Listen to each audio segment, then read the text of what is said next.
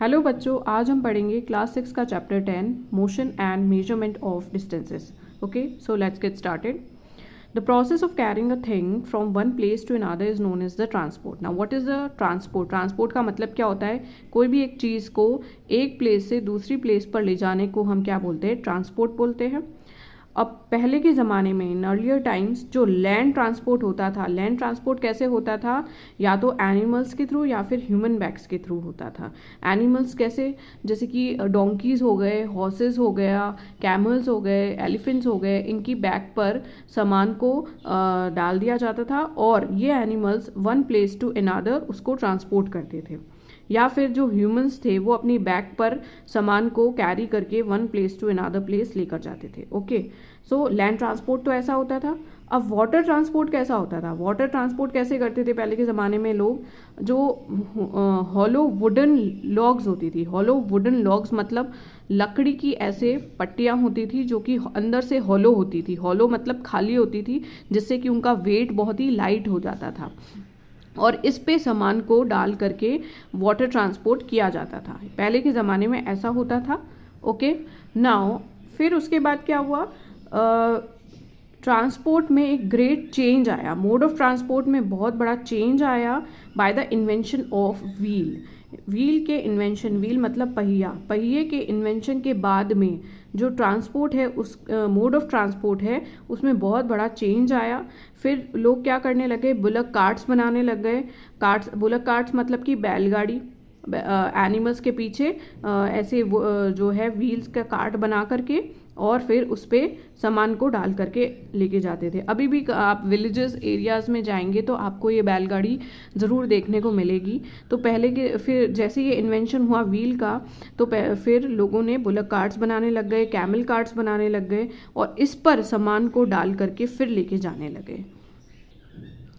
In 19th and 20th century में फिर क्या हुआ? ट्रांसपोर्ट वॉज इवॉल्व टू बस, ट्रेन्स एंड कार्स. जो ये बस, ट्रेन्स और कार्स या एरोप्लेन्स, जेट, मोटरबोट जो हम आज के ज़माने में देखते हैं, इसका इवोल्यूशन कब हुआ था? 19th और 20th सेंचुरी में. उससे पहले बस, ट्रेन्स और कार्स नहीं हुआ करती थी. इनका इन्वेंशंस, जो बस, ट्रेन्स और कार्स का इन्वेंशन कब हुआ? 19th और 20th सेंचुरी में. उसके बाद से जो भी ट्रांसपोर्ट होते थे वो बस, ट्रेन्स और कार्स के थ्रू होने लगे. Okay, now our next topic would be distance. Now what is distance? It is the length of the space between the two places. Okay, एक प्लेस ये है और एक प्लेस ये है, इनके बीच का जो लेंथ होगी, ओके, उसको हम क्या कहेंगे? डिस्टेंस कहेंगे. सिंपल लैंग्वेज है ये, बिल्कुल ही सिंपल डेफिनेशन है डिस्टेंस की. Okay, now what is a measurement? अब मेजरमेंट क्या होता है उसके बारे में हम पढ़ेंगे. It is the comparison of an unknown quantity with the known quantity. Okay, अब क्या होता है कि एक तो नोन, ये जैसे कि फॉर एग्जांपल मेरे पास में ये ईयरपॉड का एक चीज़ पड़ी है. ये क्या है? इसकी लेंथ मुझे पता नहीं है, तो ये अननोन क्वांटिटी हो गई. ओके, अब मैं क्या करूँगी? स्केल के थ्रू, जो कि एक क्या है? नोन क्वांटिटी है. स्केल क्या है? नोन क्वांटिटी है. इस पे सारा मेजरमेंट जो है वो दे रखा है. ओके, तो मैं क्या करूँगी? इसकी लेंथ को कैसे पता करूँगी? इस अननोन क्वांटिटी की लेंथ मैं कैसे पता करूँगी? With the comparison of the known quantity. मैं नोन क्वांटिटी से इसकी लेंथ को पता करूँगी. सिंपल इसको ऐसे मेजरमेंट करूँगी और मैं इसकी लेंथ पता करूँगी विच इज़ द 5 सेंटीमीटर. तो मुझे फिर इसकी लेंथ भी पता चल गई. ओके, कि ये कितने सेंटीमीटर का है? इट इज़ 5 सेंटीमीटर का है. ओके, तो मेजरमेंट की जो सिंपल डेफिनेशन है वो यही है. Comparison of an unknown quantity with the known quantity is known as the measurement. अब ये जो नोन क्वांटिटी है, it is known as the unit. ये यूनिट मतलब क्या होता है? यूनिट मतलब कि ये जो जैसे केजी है, सेंटीमीटर है, इसको हम क्या बोलते हैं? यूनिट बोलते हैं. ओके, अभी जो हमने उसकी एयरपॉड के जो थिंग थी उसको हमने जब मेजरमेंट किया तो उसको सेंटीमीटर में किया, तो उसकी यूनिट क्या थी? सेंटीमीटर थी. ओके, मान लो अगर आप वेजिटेबल्स, फ्रूट्स खरीदते हैं मार्केट से, तो उसको कौन सी क्वांटिटी में आप मेजर करोगे?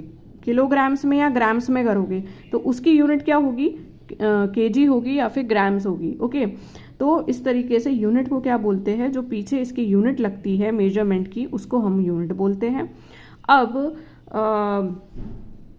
जो ये जो होते हैं दो टाइप के मेजरमेंट होते हैं, एक तो होते हैं नॉन स्टैंडर्ड मेजर्स और एक होते हैं स्टैंडर्ड मेजर्स। ओके, अब सबसे पहले हम पढ़ते हैं what are the non standard measures. Okay, earlier cubit was accepted as a standard unit in Egypt.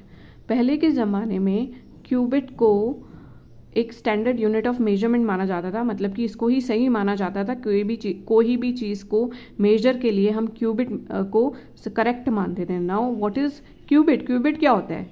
Qubit meant length between the finger tips and elbow. Okay, जैसे जो आपकी ये हैंड होता है, ओके, ये एल्बो है आपकी और यहाँ से आपका ये फिंगर्स है, तो यहाँ से लेकर के यहाँ तक इसको बोलते हैं क्यूबिट। कोई भी चीज़ को पहले के ज़माने में कोई भी चीज़ को मेजरमेंट करने के लिए लोग इसी तरीके से नापते थे, मेजर करते थे। फिंगर टिप से लेकर के एल्बो तक उन्होंने मेजरमेंट कर लिया किसी भी चीज़ का, ठीक है। यहाँ से लेकर के एल्बो तक वो मेजर करते थे, इसको बोलते थे क्यूबिट। क्या बोलते थे? क्यूबिट बोलते थे। बट अब क्या हुआ, डिफरेंट लोग होंगे तो उनके डिफरेंट हैंड्स होंगे, आर्म्स होंगे, एल्बोज होंगे। ओके, कोई जैसे कि किसी का हाथ लंबा हो सकता है, किसी का हाथ छोटा हो सकता है। तो इस तरीके से अगर फिर मेजरमेंट करेंगे तो ऑब्वियस है हमारी जो रीडिंग्स आएगी वो डिफरेंट आएगी। ओके, तो ये करेक्ट नहीं माना जाता था, इसको स्टैंडर्ड मेजरमेंट नहीं मानते थे। फिर different peoples have different lengths of arms and fingers, therefore distance measured are not reliable। ये जो measurements होती थी फिर वो reliable नहीं मानी जाती थी, क्योंकि सबके measurements अलग आते थे। ओके, इसलिए फिर क्या आए? स्टैंडर्ड मेथड्स आए। स्टैंडर्ड मेथड्स मतलब कि correct methods, the international system of units और the SI units. Okay, SI units जो होती है सिस्टम, इंटरनेशनल जो सिस्टम्स होता है यूनिट्स का, they have been accepted all over the world. पूरी दुनिया में एसआई यूनिट्स को करेक्ट माना जाता है in the terms of measurement. ये क्या होते हैं? जैसे कि लेंथ है, उसको हम कैसे मेजर करेंगे? हमेशा मीटर में मेजर करेंगे। सेंटीमीटर में भी कर सकते हैं, मीटर में भी कर सकते हैं। ओके, टाइम को कैसे हम मेजर करेंगे? सेकेंड्स में करेंगे, सेकेंड्स में करेंगे। मास को यानी कि किसी का वेट पता करना है तो हम कैसे करेंगे? या तो ग्राम्स में करेंगे या तो किलोग्राम्स में करेंगे। ओके, तो ये जो यूनिट्स होती है किलोग्राम, सेकेंड्स, मीटर, ये एसआई यूनिट्स होती है और इनको करेक्ट माना जाता है बिल्कुल, ठीक है। अब जैसे कि आपको पता होगा कि 1 मीटर में 100 सेंटीमीटर्स होते हैं, 1 सेंटीमीटर में 10 mm होते हैं और 1 किलोमीटर में 1000 मीटर्स होते हैं। These are all the units जो कि आपको लर्न करनी पड़ेगी। आप जैसे कि स्केल में भी देख सकते हो कि अगर आप, ये है हमारा 0 का मार्किंग और ये है हमारा 1 का मार्किंग। ओके, तो 0 से लेकर के 1, ये क्या होता है? 1 सेंटीमीटर होता है और इसके बीच में आप छोटी छोटी जो लाइंस देखोगे ये क्या होता है? मिलीमीटर्स होता है। ओके, तो 1 2 3 4 5 6 7 8 9 10, ये टोटल 10 होती है। तो 10 मिलीमीटर का क्या बनता है? 1 सेंटीमीटर बनता है। ओके, 1 सेंटीमीटर, ये है 0, ये है 1, तो यहाँ से यहाँ पहुँचने में हमको 10 मिलीमीटर्स लगे। तो 10 मिलीमीटर्स बन करके क्या मिला हमको? 1 सेंटीमीटर मिला। Now our next topic will be correct way to use a meter scale, how to measure a meter scale। क्या करेक्ट वे होता है उसको हम पढ़ेंगे। जैसे कि इसका स्टेप 1 क्या होता है? अगर आपको मेजर करनी है मीटर स्केल तो आप कैसे करोगे? सबसे पहले तो आप keep the scale in contact with the object to be measure. जो भी आपको ऑब्जेक्ट को मेजर करना है उसको स्केल के पास लाओगे। फिर start measuring from the 0 mark of the scale. आप 0 से उसकी मार्किंग करना स्टार्ट करोगे। जैसे कि अभी मैंने आपको बताया भी था कि ये हमारी स्केल है, ये हमारी 0 मार्किंग है। तो सबसे पहले हम इसको लेकर के आए इसके पास में, फिर start measuring from the 0 mark, हमने 0 मार्किंग से करनी है। ओके, 1 सेंटीमीटर यहाँ से स्टार्ट नहीं करना है, 1 से स्टार्ट नहीं करना है, 0 से स्टार्ट करना है। किसी भी चीज़ को मेजर करने के लिए कहाँ से स्टार्ट करना है? आपको 0 मार्किंग से स्टार्ट करना है। Okay, now your eye must be exact above the point where the measurement is to be taken। आपकी जो आइज़ है वो एकदम उसके ऊपर होनी चाहिए। मतलब कि आपको इसको ऐसे रख करके नहीं मेजर करना है, या फिर इसको राइट साइड में रख करके ऐसे नहीं मेजर करना है। एकदम आपके आइज़ के जस्ट आपकी आइज़ इसके जस्ट अबव होनी चाहिए, ऊपर रहनी चाहिए, तभी आप इसकी करेक्ट मार्किंग कर पाओगे। ओके, अगर आपने इसको राइट एंड लेफ्ट में रख करके किया तो आपकी मेजरमेंट फिर गड़बड़ा सकती है। सो दिस इज़ ऑल कि अगर अपन अपने को कैसे करेक्ट वे करना है मीटर स्केल से। अब हमारा नेक्स्ट टॉपिक है measurement along the curved line. अब कोई, जैसे आपने सीधी लाइन को तो मेजर कर दिया स्केल से, अब अगर मान लो हमारी जो कर्व्ड लाइन है, आप इसको मेजर कैसे करोगे? कैसे, किस टाइप से करोगे? इसको थोड़ा सा मैं लार्जर पॉइंट पे बता देती हूँ। अगर मान लो हमारी ये कर्व लाइन है, तो आप इसको स्केल के थ्रू तो मेजर कर नहीं पाओगे, बिकॉज हमारी स्केल तो ऐसे मुड़ नहीं सकती है। तो हम कैसे करेंगे इसको? Take a thread and make a knot at one end. हमने यहाँ पे ये क्या लिया? थ्रेड लिया, ओके, और यहाँ पे एक इसके एंड पे क्या कर दी? नॉट को लगा दिया। From this and measure the curved line का स्मॉल पोर्शन। ओके, इसका ये जो स्मॉल पोर्शन है, मान लो हमने यहाँ से यहाँ तक का मेजरमेंट करना है, तो इसको हमने थ्रेड को कैसे किया? इसको यहाँ से यहाँ लगा दिया ऐसे, फिर हमने थ्रेड को ऐसे लगाया, फिर इसको यहाँ से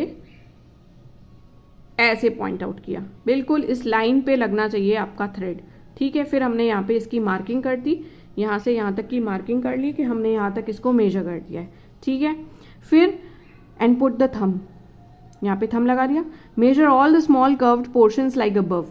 इसी तरीके से अब हम सारे कर्व्ड पोर्शन की मार्किंग को इसी तरीके से करेंगे। फिर हमने ये थ्रेड को यहाँ लाया और यहाँ से यहाँ तक कर दिया, मार्किंग लगा दी।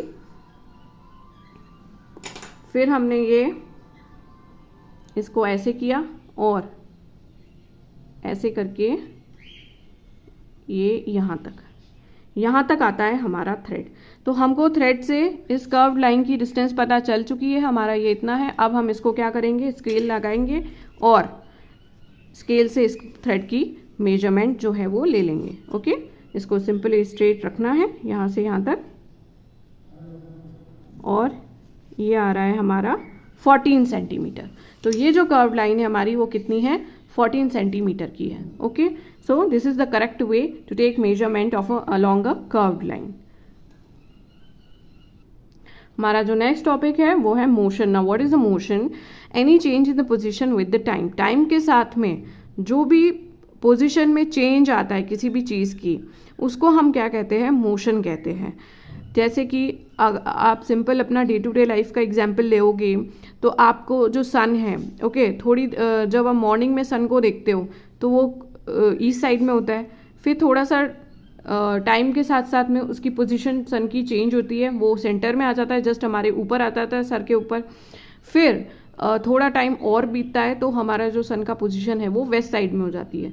तो टाइम के साथ साथ में जो उसकी पोजीशन में चेंज आता है उसको हम क्या बोलते हैं? मोशन बोलते हैं। ये मोशन जो है वो स्लो भी रह उसकी स्पीड स्लो भी रह सकती है और फास्ट भी रह सकती है, based on the distance it covers in a given amount of time. कितने टाइम में उसने कितना डिस्टेंस कवर किया है उसके बेसिस पे हम बोल सकते हैं कि ये मोशन जो है वो उसकी स्पीड स्लो है या तो फास्ट है। Okay, the objects which are not moving are said to be at rest. We all know that कोई भी ऑब्जेक्ट जो कि अगर मूव नहीं करेगा तो हम क्या बोलेंगे कि वो अपनी रेस्टिंग पोजीशन पे है। Okay, now will study about the types of motion. ये मोशन जो है वो कितने टाइप्स के होते हैं? फर्स्ट है हमारा रेक्टिलिनियर मोशन। रेक्टिलिनियर मोशन को हम सीधा समझे तो एकदम मोशन जिसका स्ट्रेट लाइन में मोशन जो हो रहा है उसको बोलते हैं rectilinear motion. When an object moves along a straight line, इस स्ट्रेट लाइन के अलोंग जब कोई चीज़ मूव करती है, उसको सिंपल स्ट्रेट लाइन में मूव होना चाहिए, उसको बोलते हैं रेक्टिलिनियर मोशन। जैसे कि अ ट्रेन मूविंग अलोंग अ रेलवे ट्रैक। आपने रेलवे ट्रैक्स पे, रेलवे स्टेशन पे जाते हो तो आपने देखा होगा कि ट्रेन जो है वो सडनली जब स्टार्टिंग में वो एकदम सीधी ही मूव करती है। ओके, तो जो स्टार्टिंग में जो सीधा सा उसका जो मूवमेंट होता है उसको हम बोलते हैं रेक्टिलिनियर मोशन। फॉलिंग स्टोन, जब आप कोई पत्थर फेंकते हो तो वो पहले एकदम स्ट्रेट उसमें जाता है, मोशन में जाता है, okay, sprinters in the race, जो रेस में जो भागते हैं वो भी एकदम स्ट्रेट भागते हैं। तो इन सब को ये किसके एग्जाम्पल है? रेक्टिलिनियर मोशन के एग्जाम्पल्स है। हमारा जो नेक्स्ट मोशन का टाइप आता है वो होता है सर्कुलर मोशन। सर्कुलर मोशन मतलब नाम से ही पता है इसका मूवमेंट कैसा होगा, सर्कुलर होगा। When a body moves in a circular path, जब भी कोई बॉडी मूव करती है सर्कुलर पाथ में, जैसे कि क्लॉक हो गई, उसमें जो सेकंड का आर्म होगा, आपने देखा होगा, वो ऐसे ऐसे ऐसे ऐसे ऐसे ऐसे करके मूव करता है। ओके, तो वो क्या होता है? सर्कुलर मोशन होता है। फर्दर एग्जाम्पल है motion of a blade of an electric fan. आपने फैन को देखा होगा, तो वो भी कैसे मूव करता है? ऐसे ऐसे ऐसे ही मूव करेगा, सर्कुलर वे में करेगा। ओके, सीधा तो मूव करेगा नहीं, सर्कुलर वे में मूव करेगा। सो ये these are all the classic examples of a circular motion. हमारा जो नेक्स्ट है मोशन वो है periodic motion. When an object repeats its motion after fixed interval of time. जैसे कि ये है पेंडुलम, ये पहले ऐसे जाएगा, फिर वापस अपनी ओरिजिनल पोजीशन में आएगा, फिर अपना लेफ्ट साइड जाएगा। ओके, फिर वापस अपने ओरिजिनल पोजीशन, फिर राइट साइड। तो इस टाइप का जो मूवमेंट होता है उसको बोलते हैं periodic motion. Okay, after certain period of time it comes to its original position, that's why it's known as the periodic motion. आपने झूला भी देखा होगा, झूले में जो पार्क में बच्चे जो झूला झूलते हैं वो पहले फ्रंट आते हैं, फिर वापस बैक अपने ओरिजिनल पोजीशन पे जाते हैं, फिर बैक जाते हैं। ओके, फिर वापस सेम पोजीशन पे। तो इस तरीके से उनका मूवमेंट होता है। तो ये भी क्या होता है कि जो है पीरियडिक मोशन होता है। ओके, नाउ हमारा जो लास्ट टाइप मोशन टाइप है वो है रोटेशनल मोशन। रोटेशनल मोशन में क्या होता है कि motion in which a whole body moves about an axis. इसमें क्या होती है कि बॉडी जो है पूरी एक एक्सिस पे क्या करती है? रोटेट करती है। ओके, जैसे कि motion of a top, earth spins on its own axis. Okay, जैसे कि अर्थ है, ये हमारा सन है और इसके चारों तरफ प्लैनेट्स जो है वो घूमते हैं। तो ये जैसे कि अर्थ घूमती है इसकी अपनी खुद की एक्सिस पे घूमती है, मून जो है वो अपने एक्सिस पे घूमता है अराउंड द अर्थ। तो ये सारे एग्जाम्पल्स होते हैं रोटेशनल मोशन के। ओके, ना हमारा जो लास्ट टॉपिक इस चैप्टर का वो है combination of two types of motion. यानी कि कोई भी दो टाइप के जो मोशन हैं उनको कंबाइंड हो जाते हैं तो उसको कॉम्बिनेशन में बोलते हैं, कॉम्बिनेशन ऑफ मोशन बोलते हैं। अब ये भी दो टाइप के होंगे, मोशन ऑफ द अर्थ, जैसे कि आप इसमें दो एग्जाम्पल्स हमारे पास में। एक तो है जैसे कि अर्थ का मोशन। अर्थ क्या करता है? Rotation on its axis and also revolves around the sun. आपने जो है वो देखा होगा सन को, सॉरी अर्थ को, ये जैसे कि सन है तो अर्थ जो मूव कर रही है वो ऐसे मूव नहीं करती है, वो ऐसे ऐसे ऐसे ऐसे ऐसे मूव करती है। ओके, डे एंड नाइट भी तो हो रहा है उसमें। ओके, और सीजन भी चेंज हो रहा है, तो वो कैसे होता है? अर्थ जो है खुद की एक्सिस पे भी मूव करती है और सन के अराउंड भी मूव करती है, इसलिए यहाँ पे इसका दो टाइप का मोशन होता है इसमें। Okay, now motion of a ball on the ground. अब बॉल का मोशन ग्राउंड पे, here ball is rotating about an axis but the axis itself is moving along a straight line. Okay, जैसे कि आपने ball को मारा तो ball ऐसे ऐसे भी घूम रही है और स्ट्रेट लाइन में भी घूम रही है। ठीक है, तो यहाँ पे रेक्टिलिनियर मोशन जो है यहाँ से यहाँ पे जा रही है, इसको रेक्टिलिनियर मोशन कहेंगे, और ये खुद ऐसे ऐसे ऐसे जो घूम रही है इसको रोटेशनल मोशन बोलेंगे। तो बॉल जो है वो दो टाइप का मोशन जो है वो यहाँ पे एग्जीक्यूट कर रही है। So that is about this chapter. If you like my video, just hit the like button and show me that you are liking my video. Till then, keep study.